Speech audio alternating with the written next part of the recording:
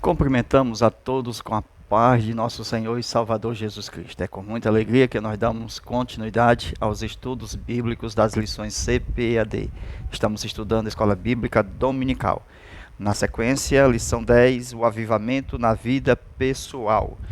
O nosso texto bíblico em classe, Salmo 63, verso 1 ao 8. Estudaremos os tópicos a seguinte, de acordo com o avivamento na vida do salmista, na vida espiritual do crente e na vida familiar do crente avivado. Hoje estudaremos esta lição mostrando a vontade de Deus, que está na nossa introdução, de que ela é boa, agradável e perfeita. Toda a vontade de Deus, nenhuma delas é ruim. Ela começa com boa, é uma escala, vai para agradável e vai para o terceiro nível de perfeita. Esta vontade perfeita de Deus, ela é demorada. Por quê? Porque não é assim de qualquer forma que nós conseguimos a vontade perfeita de Deus. A vontade perfeita de Deus precisa de quê? Perseverança, precisa de muitos cuidados, precisa de muita atenção. E veja nesse início de aula, mostrando aqui o avivamento manifestando no interior do templo e se revelando em todos os lugares. Aqui nós temos uma ilustração de um tabernáculo. Veja aí, tabernáculo de Moisés. Essa parte externa, o átrio. Esta parte interna, o lugar santo. Esta segunda parte, o Santíssimo. Então, Deus vem de dentro para fora. Então, Deus vem de dentro para fora. Isto mostra que o homem deve sair de fora para dentro. É o oposto. Enquanto Deus vem, o homem tem que ir. Foi o que Jesus ensinou. Ide por todo mundo. E Jesus disse, vinde a mim, todos vós que estáis cansados e oprimidos. Então, essa parte externa é boa. Esta primeira parte interna é agradável. Esta segunda parte interna é perfeita. Porque esta parte aqui representa o seu espírito humano. É nesta parte aqui que começa o novo nascimento. A parte interna começa o novo nascimento. É a morada de Deus no tabernáculo que se chama o crente, o cristão. Ok? Então é de dentro para fora, para poder fazer o quê? Trazer nesta parte de fora, pela alma, produzindo os dons espirituais e o fruto do Espírito. Ok? Então veja que a vontade de Deus sempre é boa, agradável e perfeita. Este é o nível aonde Deus trabalha de dentro para fora. Ok? Então veja no nível. O fogo, este nível aqui é o nível da presença do Pai. O segundo nível é o nível da presença do Espírito Santo. Esse terceiro nível é o nível da presença das águas. Amém? Olha aí, batismo com fogo, batismo com o Espírito Santo e batismo nas águas. O Espírito Santo na alma, né, transformando, regenerando.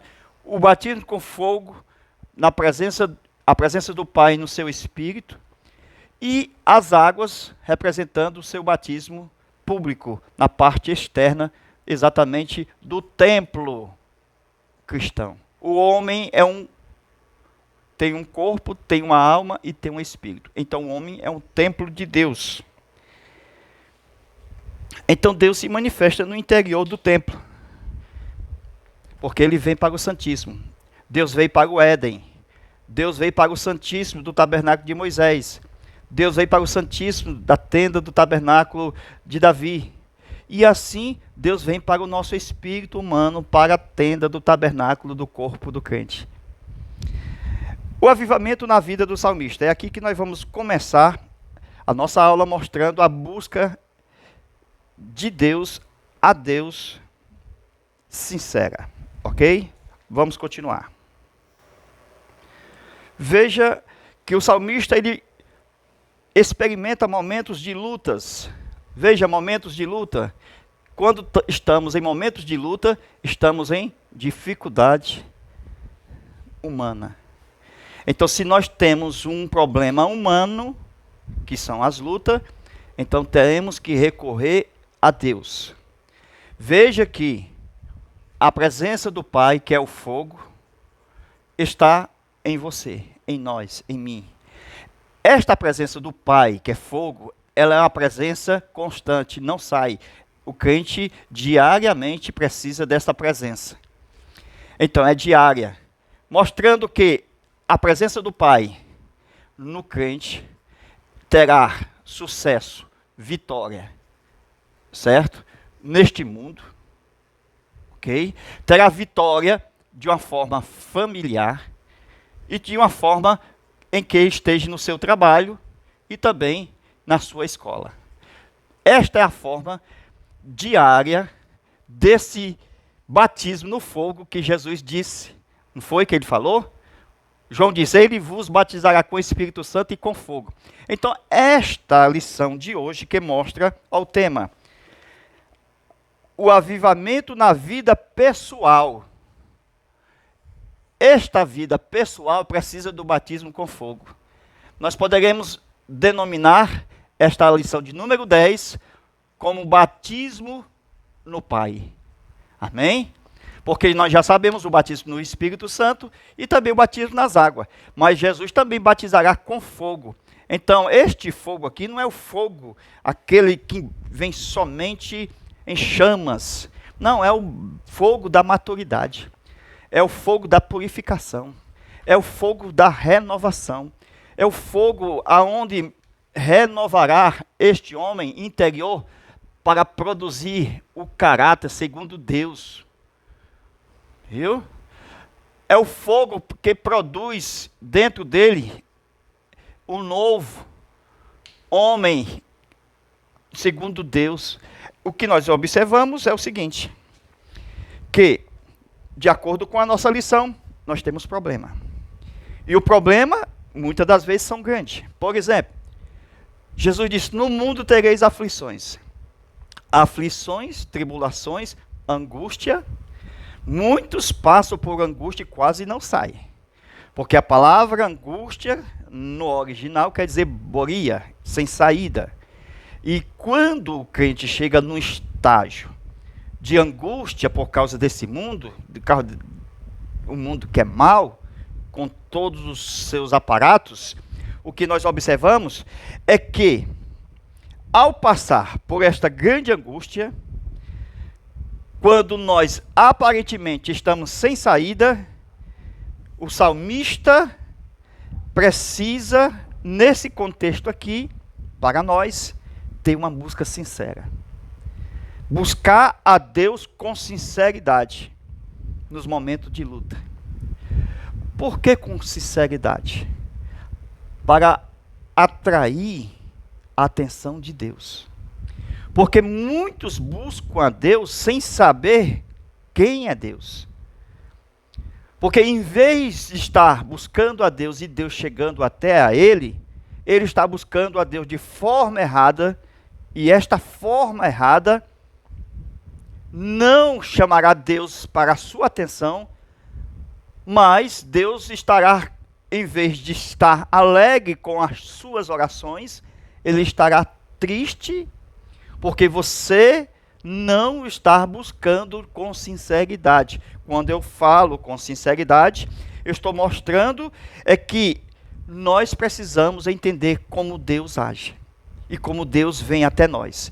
Se nós procuramos Deus, atribuindo a Ele, veja, palavras erradas, hinos errados, orações erradas, Ele não nos ouvirá. É claro que temos o Espírito Santo para nos ajudar, por isso que temos a palavra de Deus. É pela palavra de Deus que nos faz lembrar o Espírito de Deus todos os dias, como é o nosso Deus.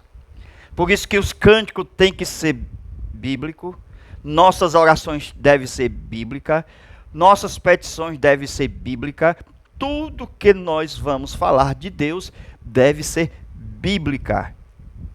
As frases, as rimas, as poesias, as músicas, para não ferir a santidade de Deus, para não fazer que o Deus que servimos, que é alegre, seja um Deus irado.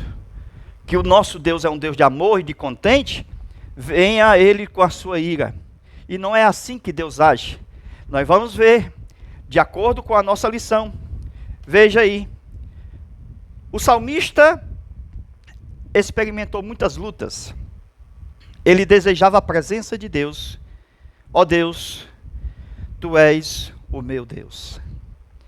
Quando nós procuramos Deus da forma que Ele age, da forma que Ele é, porque Ele é o sou por natureza, Ele tem personalidade, Ele ouve, Ele atende, Ele se move, Ele é um Deus presente na história, Ele é um Deus que opera, Ele é um Deus que faz sinais, que faz maravilha.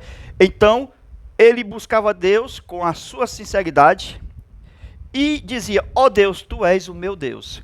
Quando nós chegamos para Deus de uma forma humilde e reconhecendo a sua personalidade e a sua divindade e dizemos: Tu és o meu Deus, Ele se alegrará, estará satisfeito e Ele vai nos falar que é mesmo.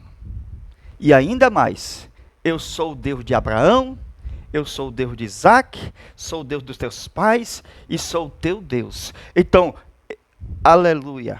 Ó Deus, Tu és o meu Deus. Então, aqui já é um início de uma oração sincera. Porque diferente de muitos que, em vez de proclamar a santidade de Deus, de buscar a santidade de Deus, eles falam de Deus como se Deus fosse um Deus irado.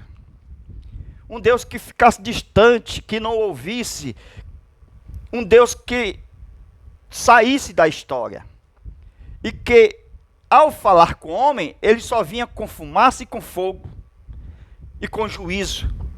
E que ele não tivesse misericórdia, não tivesse mais graça, que não tivesse perdão. É assim que muitas pessoas veem o seu Deus quando estão encurralados, quando estão em angústia, quando estão em grandes lutas. Eles atribuem a Deus a sua desgraça, diferente de Jó. Amém? Que não atribuiu a Deus nenhuma falta. Então, muitas pessoas que entram em grande luta, principalmente em angústia, gostam de atribuir a Deus as suas falhas. E assim, não será atendido, porque Deus, a sua natureza é amor. Quando Ele castiga, a Bíblia diz: castiga com amor. Eu castigo aquele a quem eu amo. Ele não castiga para derrubar, Ele castiga para levantar. Não é um castigo para destruição. Quando a gente fala de castigo, estamos falando de disciplina do Senhor para não ser condenado com o mundo. É diferente das visões que muitos têm por aí, que como um Deus não tivesse mais a sua misericórdia, se a Bíblia diz que a sua misericórdia dura para sempre, como se um Deus deixasse de ter a sua graça, se a graça de Deus, desde o começo do primeiro homem, existe e sempre existiu, porque ela é eterna, ela é uma pessoa, ela é Jesus, existirá por toda a eternidade. A graça de Deus é suficiente, ela nos basta, glória a Deus. Então veja, a plena convicção: Tu és o meu Deus. Quando nós temos convicção de que Ele é o nosso Deus, Ele está pronto para auxílio, para nos trazer segurança. Com as suas asas estarás seguro. Quando nós atribuímos a Deus a sua personalidade, como a Bíblia chama Ele e como diz a Bíblia a respeito dele, primeiro, lembrar dele conforme ele agiu em todas as épocas. Segundo, além de lembrar, meditar nas suas obras, como ele fez. Terceiro, falar de Deus. Quarto, fale a Deus. É diferente. Eu falo de Deus, do que Deus faz, do que fez e o que fará, e eu falo a Deus. Então todas as lutas serão de acordo com as nossas lembranças que nós temos de Deus, porque o salmista, ele teve auxílio e recurso de segurança quando ele se lembrou de Deus. Veja aí no subtópico 3, Deus é o nosso auxílio. Veja, o salmista sabe que lembrar de Deus e meditar em sua palavra é a garantia de auxílio, de júbilo e de segurança. Glória a Deus. Quando nós dizemos assim como o salmista, tu és o meu Deus, nós lembramos que ele não somente é o nosso Deus. Além disso, quando ele quer, ele faz. Ele abriu o mar vermelho. Ele afundou Jericó. Ele trouxe carne às cordonizes no tempo em que o povo de Israel estava no deserto. Ele é um Deus que opera sinais no Antigo e no Novo Testamento. Ele é um Deus que faz maravilhas. E isto vai exatamente fazendo com que Deus diga, sou este Deus que tu dizes. Eu sou o Deus de Abraão, estive na vida dele, estive na vida de Moisés, estive na vida dos profetas, estou na vida da igreja. Aleluia. Então este Deus, quando nós biblicamente sabemos que ele é, e que ele faz, e que nós falamos e meditamos, pensamos, lembrando dele e das coisas dele, e falamos a ele, não existe uma medicina maior do que esta. Aleluia. Quando eu me lembro dele, quando eu falo dele, é como se eu tomasse medicações 2, 3 vezes ao dia, tomada.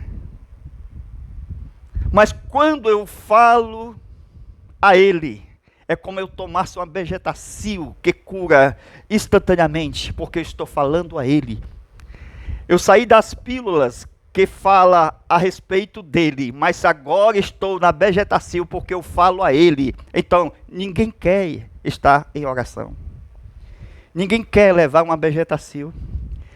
Mesmo sabendo que é boa, que cura, que abençoa, mas nós não preferimos estar falando a ele. Quando nós falamos a ele, tu és o meu Deus, tu és o Deus que abriu o mar vermelho, tu és o Deus que estava fazendo milagre, prodígio na vida dos profetas Elias e Eliseu, e tu és o Deus presente na história, que ouve e atende, tu és o meu Deus. Enfim, ele se levanta do trono e confirma a sua palavra bíblica e com fé.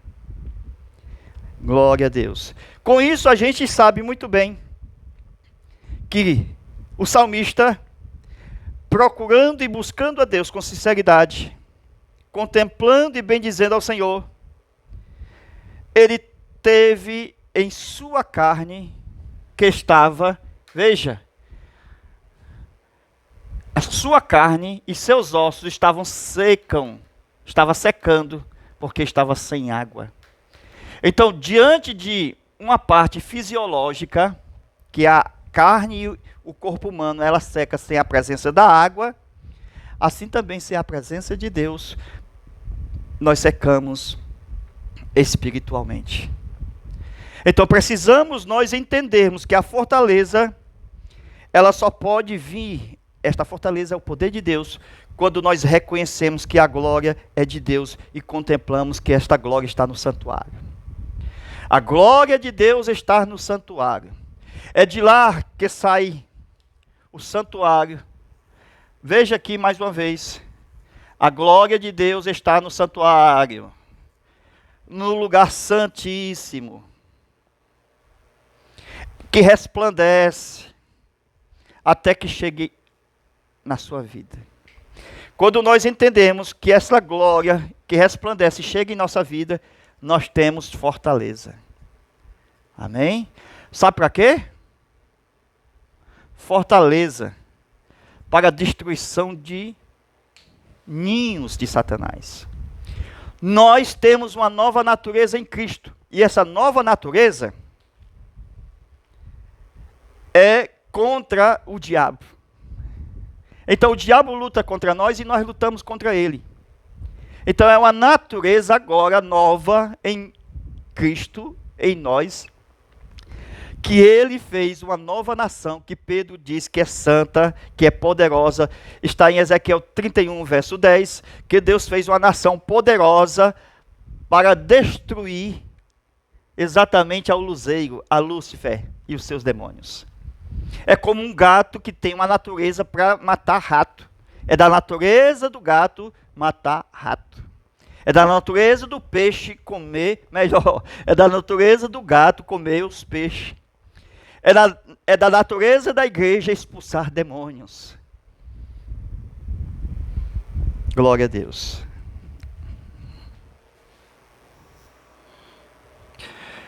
Momentos de lutas e de dificuldade. No mundo tereis aflições, angústia. Mas a Bíblia fala que nada nos separará do amor de Cristo. Nem as tribulações, nem as perseguições, nem as angústias. Porque a angústia, ela fará com que você não louve com seus lábios e nem ergam as mãos, conforme está na nossa leitura bíblica em classe. Porque os lábios foram feitos para louvar a Deus. Quando o coração está quebrantado e contrito, Deus o recebe o louvor e a adoração. Erguer as mãos, símbolo de vitória. Como Moisés ergueu as suas mãos enquanto o povo vencia a batalha, o povo de Israel. Quando nós estamos em angústia, surgem doenças. Surge artrite, artrose, surge problemas de todas as áreas emocionais indo para o corpo adoece, de tal forma que as mãos ficam sem força. Como erguer as mãos? Em angústia. Não é terrível? Esta luta, essa atitude diante de Deus, quando estamos em angústia, essa atitude espiritual. Como levantar as mãos em uma atitude de batalha e de luta espiritual? Somente a fé, ela diz, levante as mãos, mesmo em estado de angústia. Levante as mãos, porque só pode, com o coração e a boca, louvar, clamar, porque o clamor é aonde está a nossa vitória. Quando o diabo faz com que a gente, em angústia, se cale, não tem ninguém para o animar de uma forma externa. Nem o pai, nem a mãe, nem o pregador, nem o pastor, nem os filhos, ninguém o consola um angustiado. Ele tem que reconhecer o seu estado de doente. E que essa doença, chamada angústia, deve ser extirpada quando nós, número 1, lembramos de Deus de uma forma correta. Segundo, quando nós meditamos. Terceiro, quando nós falamos de Deus. Quarto, quando nós falamos a Deus. Quando a gente fala de Deus, das suas obras. Quando a gente fala a Deus, na oração. Quando você lembra, medita, fala de Deus e fala a Deus, você vence essa doença. Você reconhece que estar doente, está em luta e está em dificuldade. E precisamos vencer. Quando a gente lembra de Deus, as coisas internas começam a recuar. Glória a Deus. Porque quando a gente lembra de Deus, começa a vir coisas novas. E essas coisas novas vai preenchendo o vazio das coisas ruins. Que estão as coisas ruins. De tal forma, elas recuam.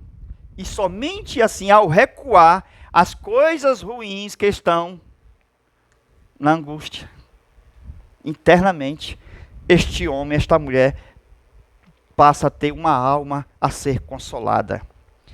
Não é o profeta, não é uma TV, um rádio, um hino que o consola. Muitas músicas o atribulam e faz até mesmo chorar mais ainda. Porque a música cantada nas estrofes em ré menor, de tristeza, mais tristeza o angustiado terá. Nós temos que aprender a canção para a alma estar na presença de Deus, falando com Deus. Aleluia. De tal forma que esta alma lembra de Deus, de um Deus pacífico, de um Deus perdoador, de um Deus que tem compaixão, diferente de uma alma angustiada que pensa que Deus só tem juízo, só tem fogo, só tem inferno, só tem brasas, enfim.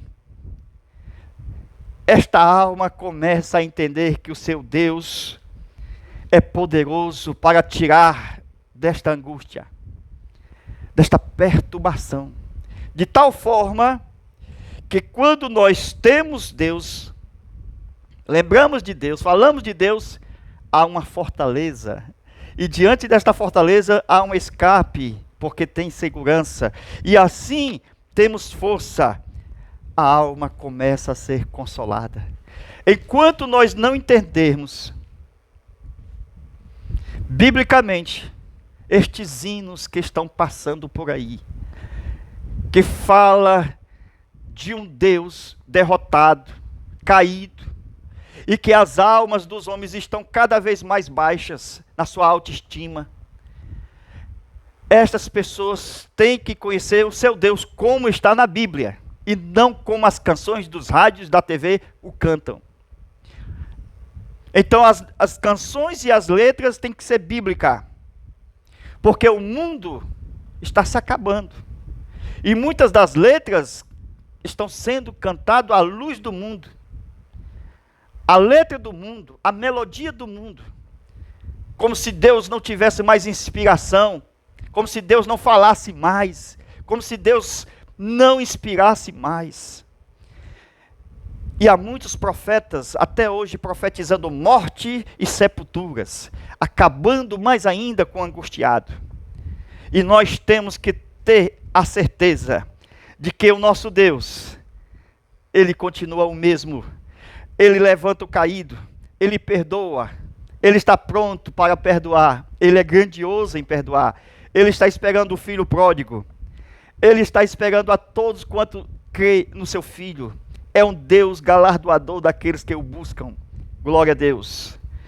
Por que que a alma não quer ser consolada? Porque só pensam de Deus de forma errada. Como se Ele tivesse saindo fogo pelos narizes, como se Ele destruísse todos os seres humanos e que não tivesse nenhum escape. Por que que as almas ficam angustiadas? Porque elas se queixam. Porque elas atribuem a Deus falta. Porque elas acham que o que está acontecendo com ela é um juízo de Deus. E muitas das vezes não é. Muitas das vezes é problema exatamente de alimentação. Muitas das vezes é problema ocasionado por alguém externo. E às vezes pode ser até uma disciplina amorosa de Deus. Ou uma prova de Deus. Então, o problema da angústia é o se queixar. Voltamos. O texto da nossa lição fala que o salmista buscava a Deus com sinceridade. Quando nós buscamos a Deus com sinceridade, a perturbação tem que sair e nós temos que levantar as mãos, abrir a boca com seus lábios e glorificar ao Senhor. Sabe por quê? Porque este é o poder que Deus deu à igreja. A fala. É a fala que há a pregação do Evangelho. É na fala que falamos com Deus. É na fala que expulsamos demônio. É o poder do verbo que está na fala. E temos que saber tudo isso. Quem tira o poder da voz é tudo que o inimigo quer, para nos derrubar e nos calar e não ter que procurar ajuda, alguém para nos consolar, e este alguém é Deus. Então veja, este silêncio, por falta da voz, ele fica mais angustiado ainda, não consegue dormir à noite, não consegue estar bem. Ele está, de certa forma, doente, porque está angustiado. A solução é clamar a Deus. Amém? De tal forma que nós precisamos entender, além de clamar no coração, lembrar, meditar, falar. Isto é interessantíssimo. Lembrar que Ele é favorável, que você não merece, mas Ele é favorável. Lembrar que Ele é misericordioso, que Ele dá aquilo que você não merece. Tudo isso mostrando que o nosso Deus continua perdoador, misericordioso para com todos nós. Ele é um Deus que tem promessas e nunca acabou as suas promessas.